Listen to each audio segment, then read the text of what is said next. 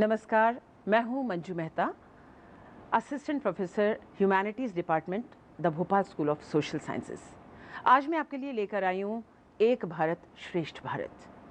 अलग अलग राज्य, अलग अलग भाषाएं, कई परंपराएं, कई मान्यताएं, अलग अलग धर्म, मजहब और कई संस्कृतियों, इन सब को मिलाकर बनी है भारतीय संस्कृति।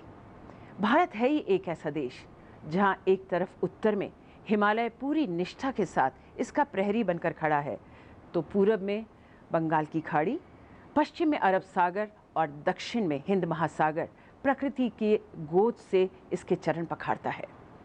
जिस प्रकार अलग अलग रंगों के मोती एक सूत्र में पिरो दिए जाएं तो सुंदर माला बनकर दमक उठते हैं।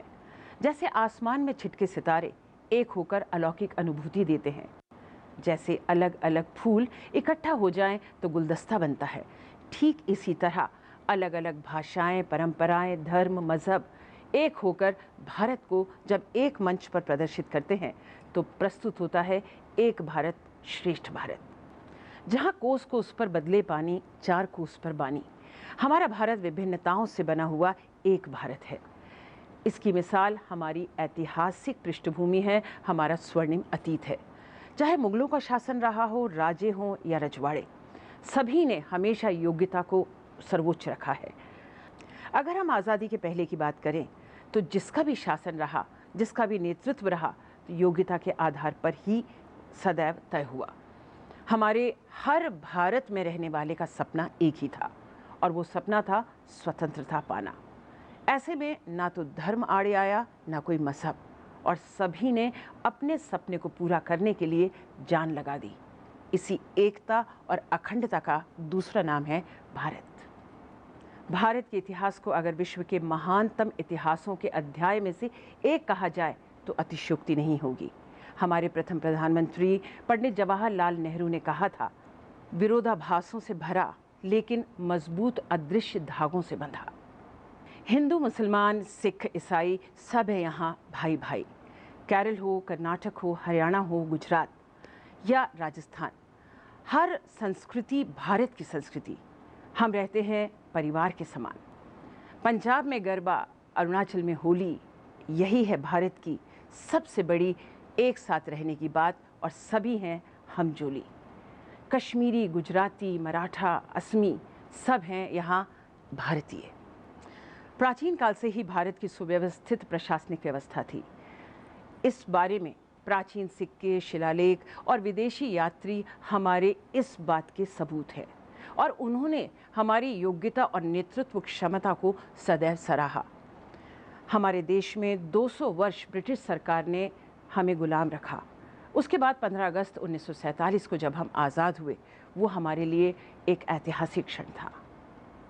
स्वतंत्र भारत में 26 जनवरी 1950 को अपना संविधान लागू हुआ, और भारतीय संविधान देश को संप्रभु, समाजवादी, धर्मनिरपेक्ष, लोकतांत्रिक गणराज्य घोषित करता है।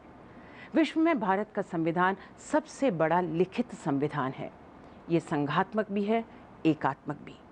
देश के चहुमुखी विकास के लिए समय समय पर संविधान में संशोधन किए जाते हैं।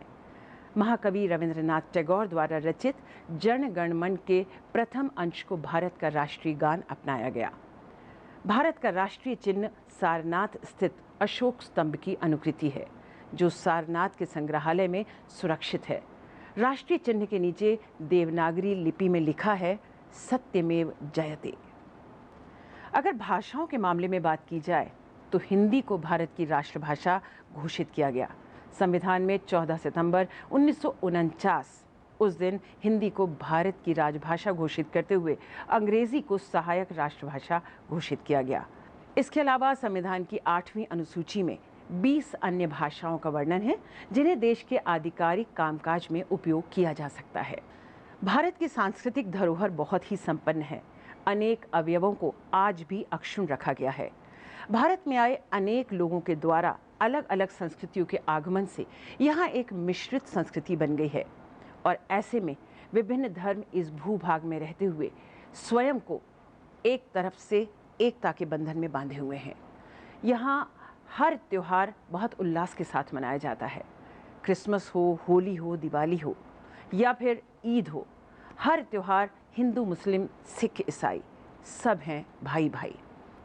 और अगर राष्ट्रीय त्योहारों की बात की जाए तो हर भारतवासी बहुत उल्लास और अपनेपन के साथ देश को सम्मान देते हुए राष्ट्रीय त्योहार मनाता है।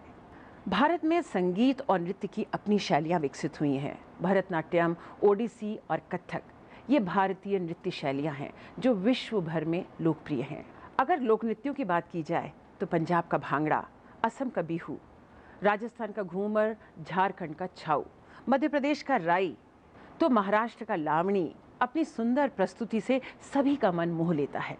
संरचनात्मक दृष्टि से भारत गांवों का देश है। यहाँ पर 60% जनता आज भी कृषि के कार्यों में लगी है। इसी वजह से भारत को कृषि प्रधान देश कहा जाता है और हम गौरव के साथ कह सकते हैं कि आज हम कृषि के क्षेत्र में आत्मनिर्भर हैं। भारत की विदेशी नीति की अगर बात की जाए तो देश के विवेकपूर्ण तथा स्वहित की रक्षा हेतु ऐसे निर्णय लिए जाते हैं जिससे हर राष्ट्र के साथ हम साझा नीति रख सकें और सभी के साथ एक अच्छा व्यवहार रख सकें। मैत्रीपूर्ण और भाईचारे का व्यवहार रखना ये भारत की अपनी नीति है। सरकार द्वारा सामाजिक आर्थिक विकास को उच्च प्राथमिकता दिए जाने को देखते हुए क्षेत्रीय और वैश्विक दोनों ही स्तरों पर सहयोगपूर्ण वातावरण स्थापित किया गया है। भारत अपने चारों ओर शांतिपूर्ण माहौल बनाने के प्रयास करता है। पड़ोसी देशों के साथ भारत की साझा नीति है। आर्थिक मामलों में सर्वोच्च प्रभाव रखने वाले सार्क में भारत सबसे बड़ी अर्थव्यवस्था है। वर्तमान में दुनिया भर में कहर बरपा रहे कोरोना वायरस, जिसे WHO ने महामारी घोषित किया है, उससे निपटने के लिए भारतीय प्रधानमंत्री ने सार्क देशों से रणनीति बनाने की पहल की, जिसे देखते हुए दक्षिण एशियाई देशों के नेताओं ने इस हेतु भारत की सराहना की है। भारत में 28 राज्य हैं और 9 केंद्र शासित प्रदेश। यहाँ वयस्क मताधिकार है। हर 18 वर्ष से ऊपर आयु के व्यक्ति को मत देने का अधिकार है, चाहे वह शिक्षा के क्षेत्र में, लिंग की दृष्टि से या आर्थिक मामलों में किसी भी स्तर का हो। देश के सभी घटक विभिन्न विभिन्न विचारों, आस्थाओं के होते हुए भी आपसी एकता से काम करते हैं। जब भी राष्ट्र पर किसी तरह की आपदा आती है, किसी भी तरह की विपरीत स्थिति बनती है, सब एकता के बंधन में बंधकर राष्ट्रीय एकता की मिसाल बनते हैं। देश की रक्षा की जिम्मेदारी भारतीय सशस्त्र सेनाओं के पास है। हमारी सेना के 3 प्रभाग हैं: जल सेना, थल सेना और वायु सेना। इसके अतिरिक्त भारतीय सशस्त्र बल और अर्धसैनिक संगठन के साथ अन्य डिफेंस स्टाफ भी देश की सुरक्षा के लिए 14 लाख से अधिक सक्रिय कर्मियों की ताकत के साथ दुनिया का तीसरा सबसे बड़ा सैन्य बल है। भारतीय सेना के प्रमुख कमांडर देश के राष्ट्रपति हैं। आदिम युग की गंध को समेटे प्रगति के पथ की ओर बढ़ता भारत विश्व में जहां एक तरफ से मिसाल बना खड़ा है, उसमें अगर हम अतीत की बात करते हैं तो हमारे गौरव यदि विवेकानंद हैं, महात्मा गांधी हैं, वीर सावरकर या डॉक्टर APJ अब्दुल कलाम, तो ये हमारे आज आदर्श हैं। लेकिन वर्तमान युवा भारत की युवा शक्ति आज हमारी मजबूती है, जो हर कार्य को करने में दम रखती है। उसके लिए कुछ असंभव नहीं है। अनेक विरोधाभासों के बाद भारतीय युवा हर संकल्प के साथ आगे बढ़कर देश के गौरव को आज आगे ले जा रहे हैं। कहते हैं यहाँ मर्यादा भी है, संस्कार भी है, योग्यता भी है, विभिन्नता भी है, लेकिन सब मजबूती से बंधा है, जिसका नाम है अखंड भारत। सबका है बस यही नारा, हम सब आपस में मिलकर आगे को बढ़ते जाएं, विश्व क्षितिज पर मानवता को बचाते हुए देश का परचम सम्मान से लहराएं। जय हिंद, जय भारत।